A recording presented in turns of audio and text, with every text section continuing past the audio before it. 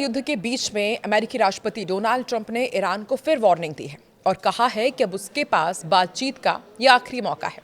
वहीं तेहरान की ओर से इस पर बेहद अकड़ भरा जवाब आया है कि वो वॉशिंगटन से किसी भी तरह की बातचीत नहीं करेगा। फिलहाल ओमान और ईरान की वार्ता स्ट्रेट ऑफ हॉर्मुज को लेकर चल रही है और हालात हर पल तनावपूर्ण होते जा रहे हैं। नमस्कार, मैं हूं आकांक्षा और आप देख रहे हैं न्यूज़ 18 का डिजिटल प्लेटफॉर्म।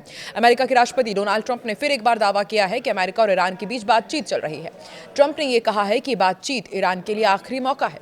उनके मुताबिक अगर समझौता नहीं हुआ तो दोनों देशों के बीच पिछले 5 महीने से जो संघर्ष जारी है, तनाव जारी है, वो और बढ़ सकता है। हालांकि ईरान ने ट्रंप के इस दावे को खारिज कर दिया है। तेहरान का कहना है कि उसकी अमेरिका से कोई सीधी बातचीत नहीं हो रही है। ईरान के मुताबिक ये फिलहाल ओमान के साथ हॉर्मुज से जुड़े मुद्दों पर चर्चा कर रहा है।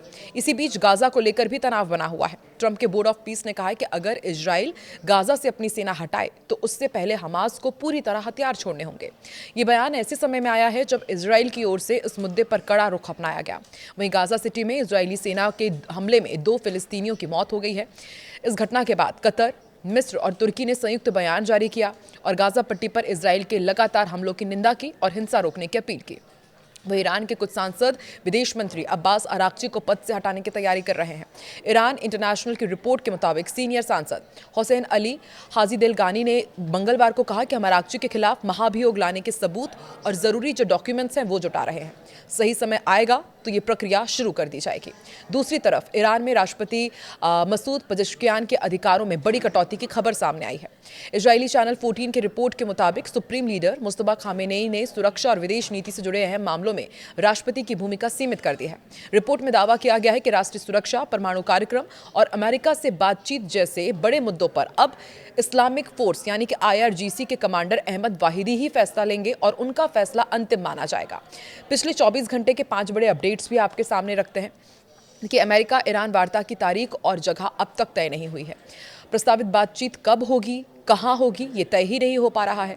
रिपोर्ट के मुताबिक पाकिस्तान और कतर संभावित मेजबान देशों के तौर पर चर्चा कर रहे हैं और दोनों देश मध्यस्थता की लगातार कोशिश कर रहे हैं।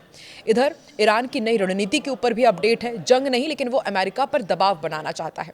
दरअसल रॉयटर्स की एक रिपोर्ट है, उसके मुताबिक ईरान अब सीधी सैन्य जीत के बजाय समुद्री व्यापार, तेल आपूर्ति और अहम शिपिंग रूट्स पर दबाव बनाकर अमेरिका और उसके सहयोगियों की लागत बढ़ाने की रणनीति अपना रहा है। इधर ईरान ने दावा किया है कि हॉर्मुज के ऊपर जो रीपर ड्रोन उड़ाया जा रहा था वो उसने मार गिराया है।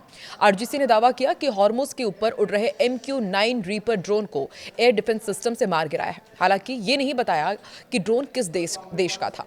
इधर अमेरिका ईरान पर दबाव बढ़ाने के लिए नए विकल्प तलाश रहा है। CNN की रिपोर्ट के मुताबिक अमेरिकी सेंट्रल कमांड यानी कि सेंटकॉम ने अपने सैन्य विशेषज्ञों से ईरान पर दबाव बढ़ाने और उसे सजा देने के लिए नए सुझाव मांगे हैं।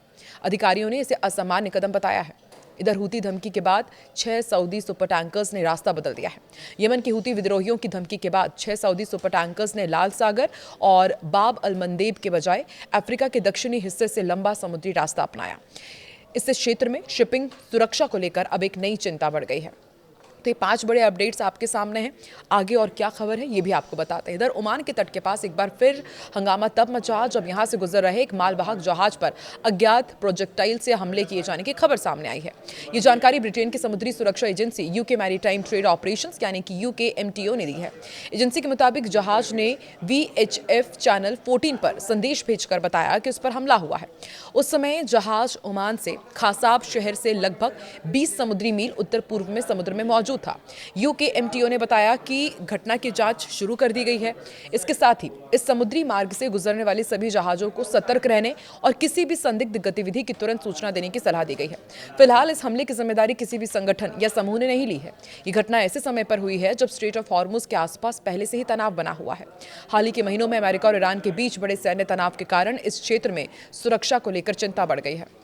अमेरिका लगातार ईरान से इस रणनीतिक समुद्री मार्ग पर जहाजों की सुरक्षित आवाजाही सुनिश्चित करने की मांग करता रहा है। वह ईरान का कहना है कि उसके तट के पास समुद्री क्षेत्र में होने वाली गतिविधियों पर उसकी निगरानी और अधिकार होना चाहिए। ईरान अमेरिका युद्ध के दूसरे दौर में करीब 12 दिन की लड़ाई के बाद जो अमेरिकी राष्ट्रपति डोनाल्ड ट्रंप ने शनिवार को ऐलान किया था कि वो ईरान पर अब अपने हमले को रोकने वाले हैं। ईरानी अधिकारियों ने दावा किया है कि उनके और अमेरिका के बीच किसी तरह का समझौता हुआ ही नहीं है। हालांकि अमेरिकी राष्ट्रपति लगातार ये कह रहे हैं कि ईरान अब उनसे समझौता चाहता है, लेकिन तेहरान अमेरिका से किसी तरह की बातचीत से इनकार लगातार करता रहा है। एक बार फिर से ट्रंप ने कहा है कि अब ईरान के पास समझौते का आखिरी मौका है, लेकिन तेहरान की ओर से कोई सकारात्मक जवाब नहीं आया। दूसरी तरफ ओमान के साथ ईरान हॉर्मुज को लेकर बातचीत कर रहा है। ओमान की तरफ से जो प्रस्ताव दिया गया है उस पर ईरानी अधिकारी वार्ता कर रहे हैं और संकेत मिले हैं कि वो इस पर तैयार भी हो रहे हैं। और अगर ऐसा होता है तो ओमान और ईरान की निगरानी में हॉर्मुज से जहाजों की आवाजाही शुरू हो जाएगी और इसे अमेरिका के लिए बड़ा झटका माना जा रहा है। इसे लेकर ओमान ने एक ऐसे टैक्स का प्रावधान रखा है जो बाध्य नहीं होगा। हालांकि ईरान खुलकर अभी हॉर्मुज की स्थिति को लेकर कुछ भी नहीं बोल रहा है, लेकिन वार्ता से उसने इनकार नहीं किया है। एक तरफ अमेरिकी राष्ट्रपति डोनाल्ड ट्रंप दुनिया को यह भरोसा दिला रहे हैं कि हॉर्मुज को लेकर समझौता करीब है और ईरान के साथ नई बातचीत सोमवार से शुरू होगी। दूसरी तरफ उसी रणनीतिक समुद्री मार्ग में एक तेल टैंकर के पास धमाके की खबर ने पूरे पश्चिम एशिया में फिर तनाव बढ़ा दिया है। ट्रंप ने रविवार को एयरफोर्स वन के पत्रकारों से बातचीत के दौरान कहा था कि ईरान के खिलाफ जिस सैन्य हमले पर विचार किया जा रहा था वो दूसरे विश्व युद्ध के बाद का सबसे बड़ा हमला होता। उन्होंने ये भी दावा किया था कि युद्ध के बजाय बातचीत का रास्ता उन्होंने चुना क्योंकि इससे हजारों लोगों की जान बच सकती है। ट्रंप ने यह भी कहा कि ईरान और कई पश्चिम एशियाई देशों ने अमेरिका से हमला टालने की अपील की थी। उनके मुताबिक संभावित समझौते में हॉर्मुज को पूरी तरह खोलना और ईरान के परमाणु कार्यक्रम पर समाधान शामिल है।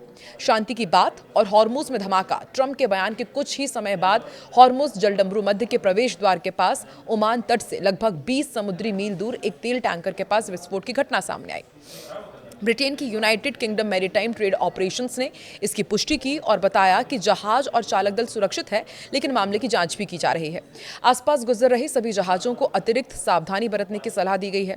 इसी बीच रिपोर्ट्स में यह भी दावा किया गया है कि ईरान ने इस्लामिक रिवोल्यूशनरी गार्ड कॉर्प्स यानी कि IRGC ने सिरिक क्षेत्र से जहाज रोधी क्रूज मिसाइल दागी है। हालांकि इस दावे की आधिकारिक पुष्टि अभी नहीं हुई है। उधर ईरान के विदेश मंत्री अब्बास अराक्ची ने कहा है कि ओमान के साथ हॉर्मुज के मैनेजमेंट को लेकर बातचीत अंतिम चरण में है।